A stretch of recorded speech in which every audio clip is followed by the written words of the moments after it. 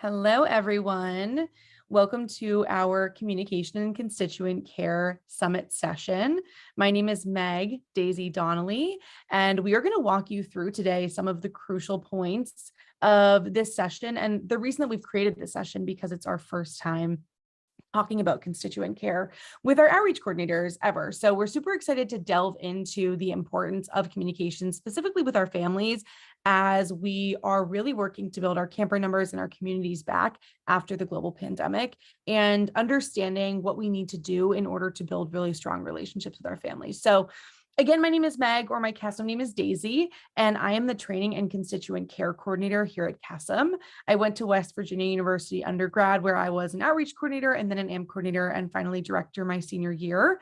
I've also been an intern with Kesem and have been a camp advisor 4 times. So if you are eligible to be a camp advisor, definitely hop on that train. It is incredibly fun and meaningful when giving back to Kesem in that way. I have done many roles at Kesem. I'm going on my 5th year here, and I was a systems coordinator.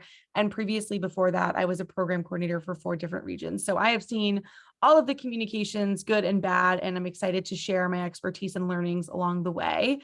And I want to talk a little bit about my passion for this session. So for those who may not be familiar, I am the equivalent to customer service here at Kesem. I'm a one-person show. So when calling, emailing, filling out a form to Kesem National, I'm at the other end. I read every inquiry that comes through before passing it to another staff member or answering it myself, which means I have a keen sense of what our families are needing, what information they're having a hard time getting a hold of, and how our communication needs to be improved. So I'm super excited that we're taking all this information and giving it to you all as the keepers of relationships with our families. And I also want to introduce Megan, who is joining me in this session today, and have her tell us a little bit about herself. Yeah, awesome. Hi, everyone. So my name is Megan, or my camp name is Guppy. I am a regional program coordinator for the Fishbowl, or our East Coast region. I studied at Penn State University, and my Kesem experience was as a general Kesem member. I was never in a leadership position. So I served as a Kesem member, counselor. I then served, before getting this job, as an intern for Summit, actually. And I was also a camp advisor. So definitely reiterating Meg in saying that that is a great experience if you're eligible. This is my first year on staff at Kesem, and so far everything is incredible. Another shout out to my region, the Fishbowl, and why I'm passionate about the session. So I have been on the receiving end of, or, the starting end of all of these communications. I am a member of a Kesem family who has always struggled with the camper application process. And it is so, so, so important that at every level of Kesem, we're being really united and, conscious of our constituent care. So that's why I'm passionate about it. Wonderful. Thanks, Megan. All right, so we're going to navigate to the next slide and just kind of set the scene for why it's so important that we're having this session and we've created new space for it this year. So this past summer, we saw a lot more inquiries than expected. So inquiries are anytime a family reaches out to us at the national level, whether it's by phone, email, form, etc. We had almost the same amount of inquiries as our last normal year before the pandemic, which was fiscal year 2019. But we had 3,000 less campers. So we had a lot more inquiries per family. And we've analyzed this data, and here's what we found. Chapters need to prioritize sending out much needed info and ensuring that every family is getting it. So you're talking about Make the Magic invites, caregiver manual, especially friends and family day info. Now, you might not own that information. You might need to gather an MTM invite from an MTM coord or friends and family day info from your operations coordinators. And as the keepers of these relationships with our families, it's so important that you know what's going on and then our families are getting this information, because it's causing a lot of inquiries to the national level of confusion and not understanding where this information lies or why they haven't heard from us yet.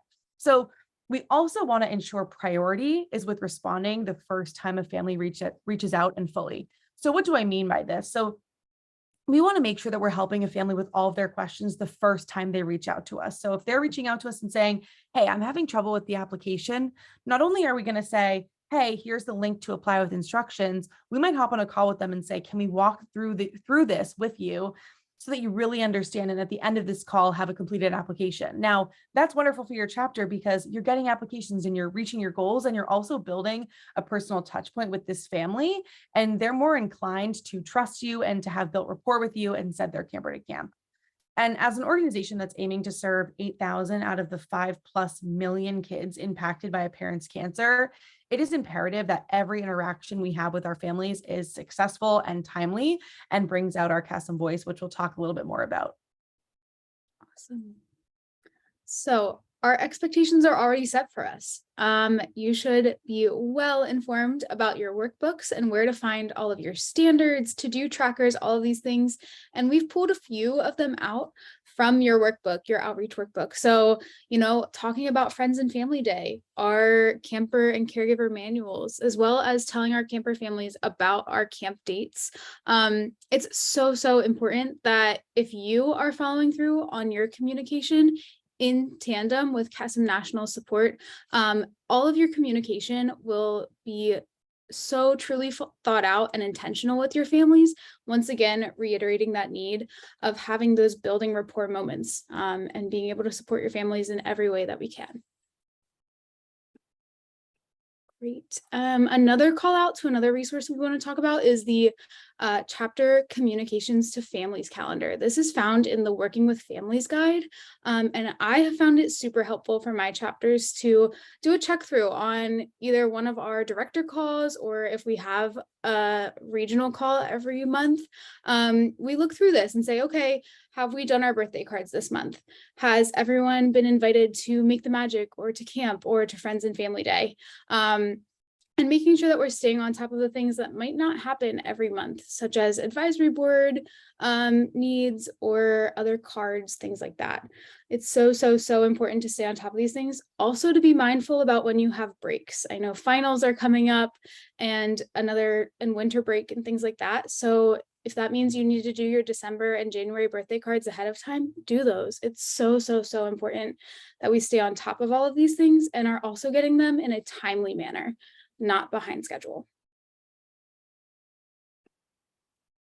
Awesome. So let's talk about families reaching out. First, I want to talk about twofold communication. So when we talk about communication between us and our families, it's twofold. We look at the communication that we initiate. So giving them information, keeping them in the know, sending them invites, etc., as well as the communication that is initiated to us by families. So if we can really hone in on how we initiate communication and giving them full, thoughtful, intentional communication, we might bring down that number of the communication that's initiated to us. So let's talk about why a family might reach out to us and for what. So if you are working with your coordinators and you're bringing this to your team, you might want to ask them for examples. And here's some things that we came up with: dates and times of camp, how to apply, what to bring to camp, or asking for support. So if you are utilizing your resources and really making sure you're setting out your caregiver manuals, or really making sure that you are using what Kesem has put together, these should already be answered and delivered to our constituents before they have to reach out to us. And if they're reaching out to us, we might think, why are they reaching out to us for this? Did we not send something? Could we have sent something more frequently, et cetera? Asking yourselves those questions is really wonderful. And every time someone reaches out to us as an inquiry, it's telling us a story about what we're doing well or maybe not doing well with our communications. There's also a plethora of ways that they're going to reach out to us. So they can reach out to us through email, through phone, through Kesem National, trying to reach their chapter, through social media, or through mail. So make sure your treasurers are really checking that mailbox every Monday or Tuesday to ensure you're not missing something from your families. So how do we manage all of this? Super important to set your autoresponder on Facebook. You should make sure that your Google Voice number is set to your outreach and director's phone numbers and that you're alerted through email. Make sure your notifications are on, and that when a family reaches out to us, they become a top priority. Someone who is directly receiving the mission, why we do what we do, becomes our top priority when they communicate to us and need something. If we don't respond or take ages to respond, what does this say about us? And will they trust us to let us have their kid for a full week of summer camp? Let's also think about how this might potentially hurt us if we don't prioritize answering a family. So they may not come to camp, right? They may not benefit from the services that we are directly providing for families like theirs. They also may tell other people and spread that we're not communicative or that we're not trustworthy or that we're not good at building rapport and connections with families. And they could write a review about us, which is something that's permanent and really hard to take control of and ensure that families do know that we are here to support them. So you can have cause and effect much farther than just this one instance if you're not really taking care of the communities and the families that are reaching out to you. All right. So, as we kind of move into why it's so important to answer our families, I want to talk about something that's the magic ratio. This was a study done in the 90s, actually for marriages. And it meant that for every negative interaction, you needed 5 positive interactions to continue a positive relationship. This magic ratio in the early 2000s was also done studies on for businesses, teams, and customer service. And they found that the same magic ratio still applied. So, if we give our families one negative interaction by not answering or answering late or not answering fully or not representing Kesem well, it will take us 5 positive interactions to get that family to feel okay about us again. So if we have a negative interaction with a family who maybe already had a negative interaction or a new family who hasn't had any positive interactions with us, how can we guarantee to get them in our space 5 more times again to change their mind? So it's really crucial and creates a ripple effect when a family doesn't have a positive interaction. And this has been studied for decades. And we really want to make sure that we're understanding the power of handling communication really well. Awesome. So this is an activity that we're going to talk through right now. If we were in person, we would let y'all kind of break out and figure it out. But I'm going to walk you through a situation and we're going to talk about maybe how to work through this. So we're going to work to identify the biggest area of improvement in regards to communicating with families and how maybe it's not helping us lead to success within our community, lead to low camper numbers, things like that. After that, we're going to identify some examples of how to change it. So you are a large chapter with many campers and you do not work with your other groups to get your info to families. So families are getting multiple emails a month with overlapping info. So whether that's a Make the Magic invite plus a Spring Friends and Family Day plus camp dates, all of those important things. This causes a lot of confusion and too much communication can be really annoying for families. Our families don't know who to look to or who to reach out to when they have questions, and we seem unorganized. So as example, at our first staff meeting of the month, we'll discuss what our families know and what our families need to know from each coordinator pair and when they need to know it. That's one great way of how to solve this. But we want you to think about what more in depth could that look like.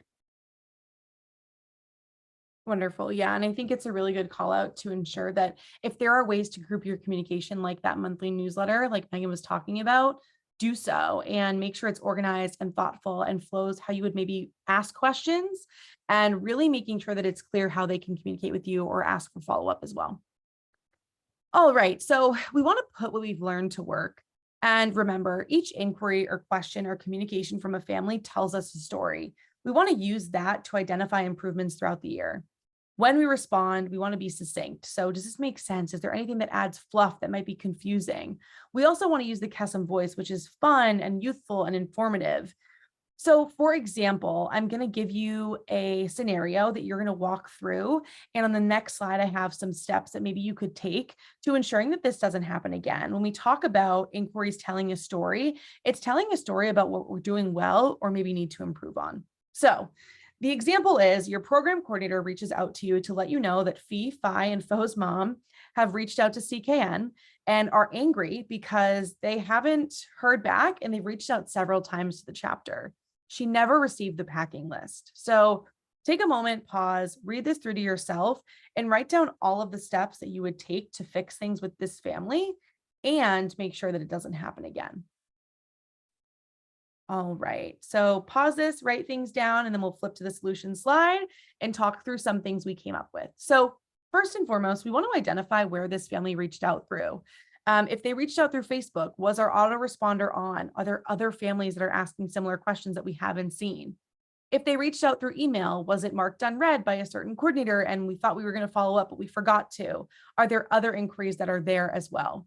We want to speak with whoever monitors that medium and come up with a game plan to ensure we're responding as soon as possible. So if your AMP coordinators had a super busy week and weren't monitoring Facebook, is there a way that we can communicate that in the future so that we're making sure that everything is being monitored? We also want to call FIFA and Fo's mom and explain that we are so sorry we missed it. We want to come up with a plan and send that packing list and answer and go through any other questions that they might have while we're on that phone call, and make sure we're giving some of those positive interactions through this experience. We want to let them know that the plan that we've come up with is ensuring this won't happen again, right? So have we made sure we're going to monitor all those mediums and rotate and those kinds of things? We also want to make sure that we've sent the packing list to our other families. Are there many other families? And we've just heard from FIFA and Fo's mom that they haven't gotten the packing list. And in reality, no one's gotten the packing list, which is in your caregiver manual. We also want to review any other inquiries that have come through that medium, like I said, that we have missed, and do this process again.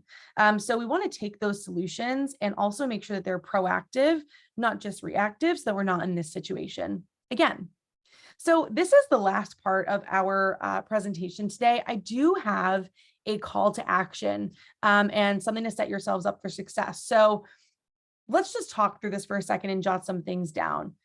We encourage you once a month to audit your constituent care. Are there any inquiries, emails, or voicemails that you missed? Can we rebuild that relationship? Or can we put 2 to 3 things on our to-do list, like reviewing the Working with Families guide and checking social media autoresponders? Is there a way that we can pretend to be constituent and reach out to our outreach coordinators or directors and see what the timeline is to get a response? I also have a call to action for all of you. And because you've learned this really great information, this constituent care just doesn't just apply to our outreach coordinators.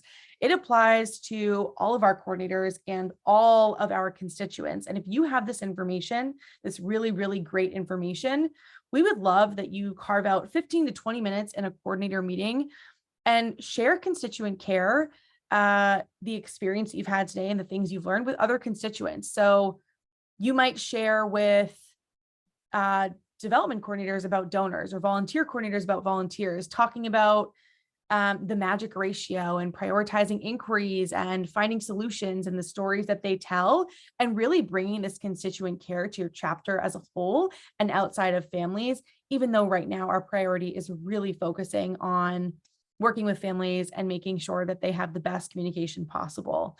So that concludes our presentation today. If you have any questions, reach out to your program coordinator, check the resources, and we're super excited and thankful for all of the work that you're doing with our families this year, and we couldn't do this work without you. So thank you for moving forward our mission and for watching our presentation today. And again, any questions, don't hesitate to reach out to your program coordinator and we'll make sure you get an answer.